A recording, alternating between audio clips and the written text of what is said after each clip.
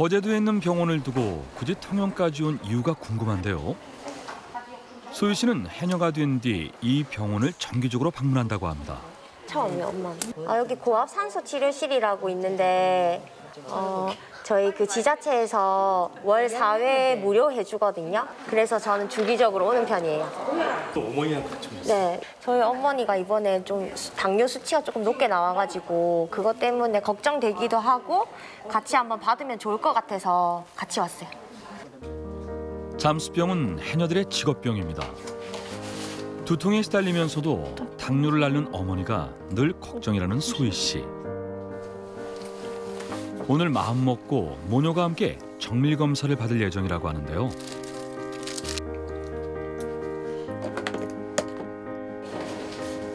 요즘 부쩍 나이가 든 어머니 모습에 소희 씨는 속상할 때가 많다고 합니다.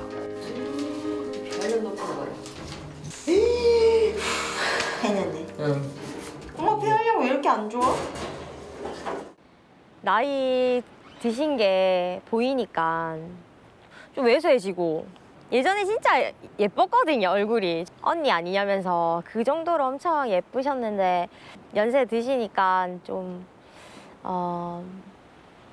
체력적으로도 그렇고. 고압산소 치료를 함께 받아보기로 했는데요. 안에 들어가시면 수액 속도가 좀 달라질 수 있어요. 네. 그래서 마지막 치료입니다 하는데 수액이 좀 남았으면 위로 올려가지고 수액을 조금 틀어주세요. 네. 그리고 가족이세요? 엄마랑 딸. 혈관도 똑같이 생겼어요. 진짜요? 뭔가요? 혈관 똑같이 생겼대. 혈관이 그래요? 네, 소희님이 이쪽에 혈관이 없으시더라고요. 네, 맞아요. 근데 이쪽에 있어. 네. 엄마도 보면 이쪽에 똑같이 있어. 대박 신기하다. 나 그쪽에 혈관이 없어. 근데 엄마도 그쪽에 없으시네요. 기억 아닌가 이거? 네? 일어나실게요. 감사합니다. 네. 혈관만 닮은 게 아닙니다. 새로운 일에 도전하는 용기도 어머니에게 물려받았죠. 잠수병을 치료하기 위해 소희 씨는 주기적으로 고압산소 치료실을 방문하고 있다고 합니다. 어려운 건 없으실까요? 네. 이걸로 하자요. 해녀로 일하는 딸 덕분에 어머니도 고압산소 치료를 함께 받아보게 됐다네요. 체인버라는 밀폐된 공간에서 고압산소를 주입받는데요. 인위적으로 대기압보다 높은 기압 환경을 만든 다음 100%의 산소를 흡입해 체내에 축적된 질소를 배출시키는 겁니다. 소희 씨가 일하는 거제도에는 고압산소 치료실이 없기 때문에 어쩔 수 없이 통영에 있는 병원까지 먼 걸음을 하게 된다고 합니다. 수고하셨습니다. 몇 분? 지금 거의 40분 안 되겠어요. 이렇게 아까웠네요. 진짜 너무 좋다. 이것도 산소도 중독돼요, 혹시? 네, 그런 분이 간혹 있으세요. 나 약간 중독된 것 같아. 하고 나면 확실히 좋아지는데. 그렇죠. 네. 상쾌해요. 그냥 정신이 맑아지고. 보인다. 나는 이거 꼭 필요해. 주기적으로 진짜 해야 될 것 같아. 자주 오려고 하는데 조금 거리가 있어가지고 이것도 얘기하겠다. 시청 가가지고. 신바씨 거제도에 한 개 만들어달라 이렇게. 건강검진 결과도 궁금한데요. 괜찮대요. 건강하대요 너무. 당화 혈색소 6. 둘 다 너무 건강하대요. 저는 말할 필요도 없고 건강하고. 엄마도 뭐 보시더니 다 건강하다고. 갑시다. 렛츠고. 렛츠고. 결과가 좋다니 소희 씨도 이제야 한시름 놓습니다. 이제 해녀의 일상으로 돌아와야 할 시간. 소희 씨의 잠수복을 선배님이 살펴주고 계신데요. 우와, 감사합니다. 해녀 경력 50년 차답게 잠수복 손질도 남다릅니다. 새 옷에 이리 골드를 바르면 여기 약해갖고 이리 내려가는 이리 뒷모습을 하면 여기에 찢어지거든. 그러니까 그 구멍 안 나라고 골드 바르면 그대로 가만히 있거든. 몸에 상처가 나지 않도록 잠수복을 부드럽게 만들어주는 어르신만의 비법. 오랜 세월에서 우러나온 선배의 노하우가 이렇게 후배에게로 이어지는 거겠죠? 요즘 해녀들에게도 빠질 수 없는 게 있다고 하는데요. 얼굴 탈까봐 좀 꼼꼼히 바르고 있거든요. 근데 이 선크림도 바다 생태계에 영향을 미친다는 성분이 있거든요. 그 성분을 뺀 거를 골라서 저희는 발라요. 서로 도와가면서 꼼꼼하게 준비를 마치면 이제 바다로 출근할 시간입니다. 오늘은 또 어떤 바다가 해녀들을 기다리고 있을까요? 어르신이 바다에 뛰어들면 후배 해녀들이 그 뒤를 따릅니다. 더 깊은 바다를 향해 거침없이 잠수하는 소희 씨. 요즘 시야가 흐릴 때가 많아져 걱정이라고 하는데요. 물고기 떼를 만나도 반가움보다는 근심이 더 크다고 합니다. 달라진 바다 환경 때문인데요. 물고기 보셨나요?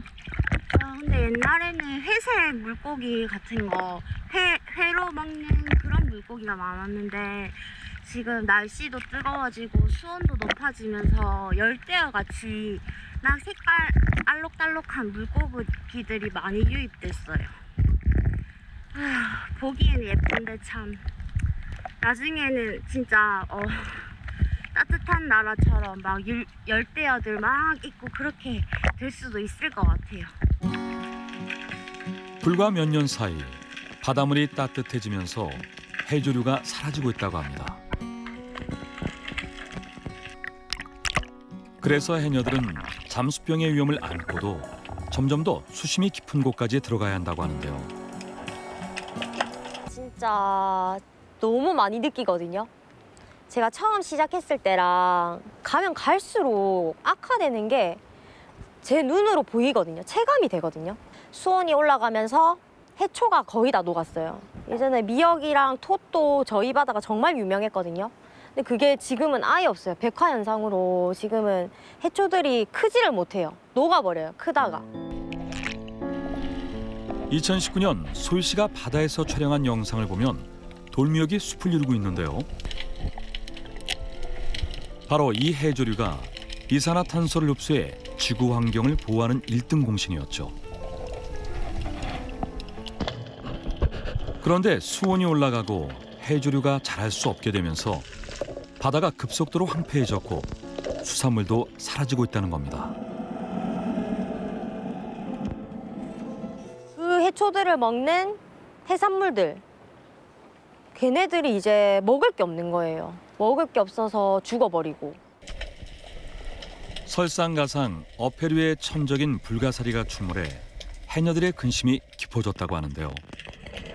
일일이 손으로 잡아해서 더 골치라고 합니다. 수온이 오르다 보니까 점점 밑으로 수심 깊은 곳으로 들어가 버리고. 어쩔 수 없이 소희 씨도 점점 수심이 깊은 곳으로 잠수해야 하는 상황. 안 그래도 힘든 물질이 더 어려워졌다고 합니다.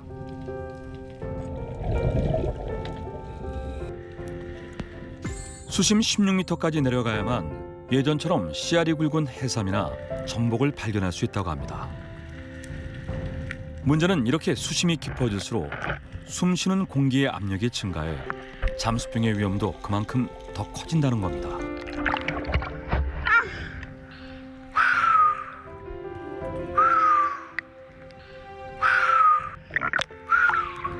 작업 일수가 정말 많이 나왔거든요. 한 달에 25일 정도 일하고 그랬거든요. 거의 가득 풀로 일한 적이 많은데 가면 갈수록 바람도 많이 불고 장마도 길어지고 태풍 오고 진짜 처음 시작했을 때가 봄이었어요. 진짜 저한테는. 해녀들의 작업을 위협하는 문제는 그것만이 아닙니다. 날이 안 좋아 시야가 흐린 날에는 바다에 버려진 쓰레기들을 특히 조심해야 한다고 하는데요. 함부로 버린 그물이나 어업 장비 때문에 바다 생명체는 물론 물질하던 해녀들이 다치는 경우도 종종 있다고 합니다. 아이고, 시야 안 좋을 때 물속에 저런 줄 같은 거, 폐통발, 폐그물 저런 거 진짜 조심해야 돼요. 잘 보고 해야 돼요. 그래도 포기할 수 없는 바다. 이제 소희 씨에게 바다는 세상 무엇과도 바꿀 수 없는 삶의 터전입니다.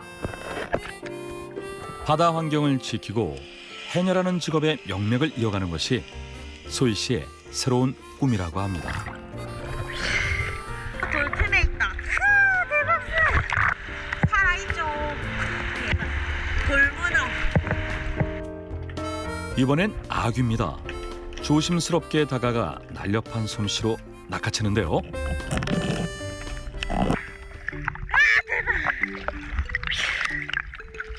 대박! 크죠? 대박! 기빨리고 싶어봐. 오늘 해산물 망한 것 같은데 악으로 한 건 했습니다. 오예! 대박! 가진 것들을 아낌없이 내어주는 바다. 해녀가 된 뒤 소희 씨는 바다를 더 깊이 사랑하게 됐다고 합니다.